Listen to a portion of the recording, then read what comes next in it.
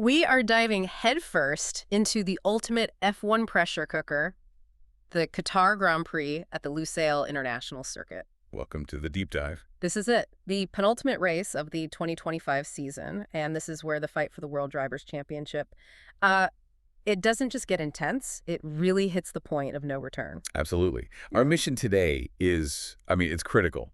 We're not just looking at another race on the calendar. We are analyzing a championship match point. Yeah. After that completely unexpected drama coming out of Las Vegas, Lando Norris is hanging on by the thinnest of threads. So today we're going to unpack the stakes, the bizarre way we got here, and exactly how the unique, almost brutal nature of the LOSAIL circuit could decide everything. Right. We've got all the sources stacked up, the latest standings, the technical track specs, the history, and of course the agonizing details from that Vegas weekend. So if you want to be the most informed fan watching this race, you're in the right place. So let's start with the seismic shock that got us here. The post-race disqualification of both McLarens in the City of Sin. Yeah. Max Verstappen technically won the race on track, but that DQ just completely reshuffled the entire deck. It turned what looked like a comfortable lead for Norris into, well, a knife fight. It was a technical infringement, wasn't it? Yeah. Something to do with the rear floor. Exactly. A tiny, tiny margin over the permitted tolerance. But the consequence, it was best. 2 cars, 0 points, and just like that, the entire narrative flips from, he's got this, to just absolute high-wire jeopardy. It creates such a volatile situation.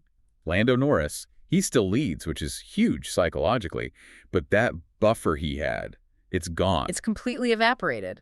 We are looking at just 24 points separating him from Max Verstappen. Here's the real kicker. Oh, there's more. Oscar Piastri is mathematically tied with Verstappen, also just 24 points behind. It is officially a 3-way winner-takes-all sprint to the finish line. Wow, 24 points. That's the margin of one single race win, and we have 2 races left. But it's even more complicated, isn't it? Norris can actually seal the deal right here in Qatar. He absolutely can. This is his first match point for the championship, and the requirement is razor sharp. To clinch the title here, Lando has to leave LOSAIL with a 25-point difference over both Max and Oscar. Okay, so let's put that simply. If Norris outscores his 2 main rivals by just 1 combined point this whole weekend, he's the champion. That's it. So if Max and Oscar, say, both fail to score, Norris just needs a single point. 10th place in the sprint or the Grand Prix, and the trophy is his. The margin for error is it's 0. And that's before we even talk about the schedule. Right. To throw another wrench in the works, this is the final sprint weekend of the season. Which raises the question, right? Is Norris's biggest rival the desert track itself, or is it this compressed, high-pressure format? The sprint just introduces so much risk. You get 1 practice session, then you're straight into qualifying, then a 100-kilometer race for crucial points before you even get to the main event. Yeah. It is relentless. And we have to talk about Max Verstappen's record in this format. You could argue he is the undisputed king of the sprint. Oh, without a doubt. His dominance there often comes from Red Bull's ability to just nail the setup almost instantly. Other teams, they struggle without that extra practice time. And let's not forget, Max literally secured his 2023 championship right here in Qatar during the sprint race. This track has a history of deciding things early. The stage is set for absolute chaos. Okay, let's pivot to the battlefield itself. The LOSAIL International Circuit. North of Doha, 5.4 kilometers long, 57 laps, 16 corners. You hear those stats and you think, okay, it's fast. But what really makes this track stand out? Well, the defining thing about LOSAIL isn't just speed, it's the demanding flow. Almost 80% of the lap is spent pulling lateral Gs through medium and high-speed corners. So we're not talking about tight stop-start sections like you'd see in Monaco. Not at all. This is sustained, high-G load. It's a relentless circuit. And that continuous demand, it's not just physically grueling for the drivers, it is murder on the car's setup. It's the precision required through those long, sweeping bends. You've got the main straight, over 1 kilometer long. That's the obvious DRS zone, the overtaking spot. But where's the real tactical challenge? It's in sectors 2 and 3, specifically that sequence from turn 12 through 16. These are those fast multi-apex corners that need the car to be perfectly, and I mean perfectly balanced aerodynamically. Right. If your aero platform, so the height and the angle of the car, isn't spot on, you either lose a ton of time with understeer or you just shred your tires fighting oversteer. And that high-speed cornering profile, it has a very specific effect on the tires, doesn't it? Exactly. This circuit is notorious for severe tire degradation, Ah, especially managing the heat. okay. Because so many of those fast corners are right-handers that just flow into more right-handers. Mhm. The left side of the car, especially the front left tire, it takes a disproportionate amount of punishment. So the teams have to build their whole strategy around protecting that one tire. Yep. They have to sacrifice some raw pace for tire preservation, which is just a massive strategic headache over a 57-lap race. It feels like an impossible balancing act. You need all this downforce for the corners, but you can't make the setup too stiff or you'll just blister the tires. That's the LOSAIL paradox. Yeah. And we haven't even mentioned the ever-present environmental wildcard. The desert sand, that fine dust that just gets blown onto the track surface. Has more than just cosmetic. The sand builds up, and it causes the grip conditions to change so rapidly, sometimes lap to lap. It makes this setup a moving target. A complete moving target, because teams are constantly chasing it.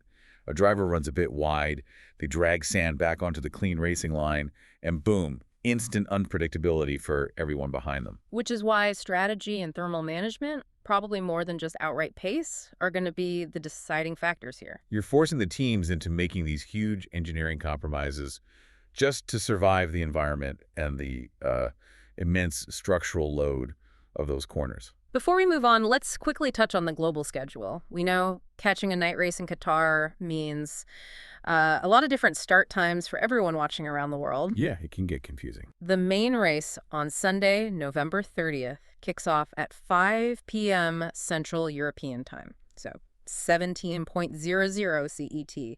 If you're watching in the Americas or Asia, that's your key reference. Just check your local time against that CET start because you do not want to miss a single second of this. The stakes are way too high for timing errors. Now, if you're watching this on YouTube, welcome to the DRS zone. We are deep diving into the most critical moment of the 2025 F1 season. Don't forget to subscribe and smash that like button for more intense F1 content and analysis every week. All right, let's talk about the structure of this final sprint weekend. The format itself is a huge challenge, especially when you're trying to manage a title fight. It's so condensed. Friday is just one practice session and then bam, straight into sprint qualifying. Then Saturday is a pure race day. You have the sprint race itself running for 23 laps. And then later that evening, you have the main qualifying for Sunday's Grand Prix. That compressed schedule means setup time is, well, it's almost non-existent. The teams get that 1 hour in FP1 to get their high-speed aero right, figure out the tire degradation, account for the sand. And all before the car gets locked into Parc Fermé. Exactly. Any mistake you make in that single session, it carries through the whole weekend. And in a 24-point championship fight, a small mistake becomes, catastrophic. Let's look at the history here. It's short, but it's telling. 2021, the first race, was won by Lewis Hamilton, but what I remember are the massive tire failures. Teams were forced into 3-stop strategies because the track was so harsh. That 2021 race was a brutal lesson in thermal limits. But the 2023 race, that's the real precedent for this weekend. Max Verstappen won, sure, but he also clinched his world championship during the sprint race. This venue knows how to crown a champion, and it often does it in that early, chaotic action. Knowing this track just eats tires, it puts so much pressure on McLaren and Red Bull to nail their strategy, especially when you're fighting over these tiny point margins. And let's bring it back to the drivers' mindsets for a second. Yeah. You have Lando Norris, who lost a massive points lead because of a technicality. His challenge is to manage that internal pressure of a match point while dealing with the physical demands of LOSAIL. He has to be perfect. And on the other side, you have Max Verstappen and Oscar Piastri. They're tied, 24 points behind. They have absolutely nothing to lose. Nothing at all. They can be opportunists. They can push the risk envelope because they have to outscore Norris dramatically to keep this fight alive for Abu Dhabi. The mental game is just fascinating. Verstappen, he thrives under this kind of pressure and dominates the sprint. And Piastri, he's the dark horse, still mathematically in it. And his aggressive, fearless style might actually suit a chaotic track like this perfectly. We should probably give a quick mention to the Spanish drivers. Their fight is a bit further down. In Vegas, Fernando Alonso finished 11th, just missed out on points. Carlos Sainz, though, he got 10 crucial points with a 5th place finish. Now they both have to transition to LOSAIL, which is a completely different beast from Vegas. A massive setup swing for their teams. They go from the cold, bumpy, low-grip chaos of the Strip to the hot, high-speed, high-G torture test in the Qatari desert. What does this all mean for you, the viewer, heading into this weekend? It means we are guaranteed drama. That 24-point margin is so volatile. The battle is happening on a physically brutal, tire-killing track, under the lights, where the grip can change at any moment because of the sand. Yeah. Every single factor that makes LOSAIL a challenge, the aero, the heat, the sprint format, it's all amplified by the sheer existential stakes of this championship. It's a test of precision, strategy, and pure nerve. And the margin of error for Lando Norris is effectively zero. And that leads us to, I think, the final provocative question that should be on everyone's mind this weekend. Right. Okay, let's hear it. Given that LOSAIL is so technically precise and so hard on tires, will the knowledge that Lando Norris needs just one combined point to win the title? Will that compel him to drive too conservatively? Sacrificing pace to preserve the tires. Exactly. And in doing so, does he create the exact opening that a driver like Max Verstappen needs for one of his signature high-risk opportunistic strikes? So will the quest for safety, ironically, be the very thing that hands the championship lead back to Red Bull? Only the next 3 days will tell us. We can't wait to see how it plays out. Thank you so much for joining us for this deep dive into the Qatar Grand Prix. Make sure you subscribe and follow the DRS Zone on your preferred platform, whether you're listening or watching, to catch all the analysis from this championship-deciding final stretch of the 2025 season. We'll see you at the finish line.